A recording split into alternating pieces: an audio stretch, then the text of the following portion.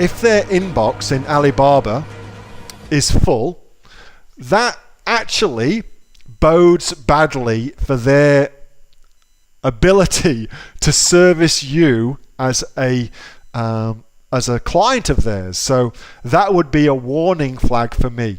If they can't figure out that their inbox is full, or they're not checking their inbox enough to know that it's full, that does not bode well about who they are and how much they care about the Alibaba platform to sell on. All right, that should be, I think, warning signs, spidey sensors tingling, etc., etc.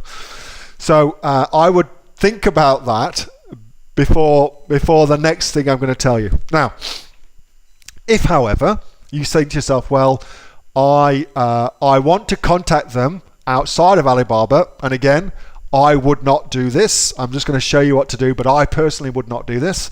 I want to keep all my communication in Alibaba, because then it's a record and Alibaba can help me if things go wrong, yada, yada, yada. I want to keep everything in Alibaba. But if you want to go outside of Alibaba, go to the product page. So this one here, this electric car, for instance, here's their company details right here.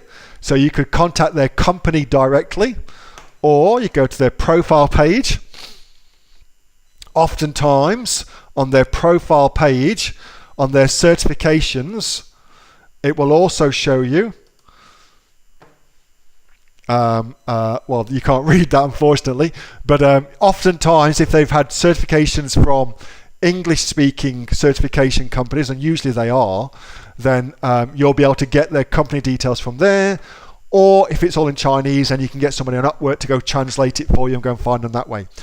But again, if they have made it difficult to contact them, then really they ain't so good. They ain't that good. You should definitely, I think, move on and go and find somebody else, Greg.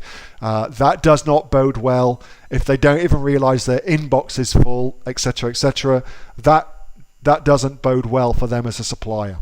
Hey, thanks so much for watching that video, and I hope that you got some massive value from it. Before you go, do you live in Australia? If you do, this is for you. Would you like to learn how to sell things on Amazon here in Australia? Would you like to know what sells really, really well and what sells for the maximum amount of profit? Would you like to know where you can source those products from, whether that be in China or here in Australia, and how to source them so you pay bottom dollar and get maximum value for what you're doing? If you do, please subscribe to my channel and like this video, and you'll learn that and much more. It's the exact same information that people like Jeff from New South Wales have used to make $45,000 a month on Amazon, that Sue, who's from the sunny coast, has used to purchase herself a brand spankly BMW every single year as a result of her e-commerce business, and the lovely Kate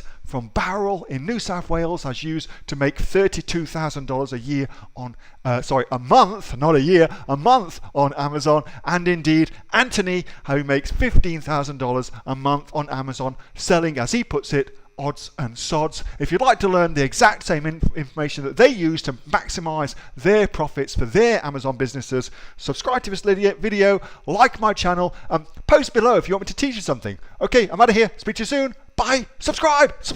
Do it now.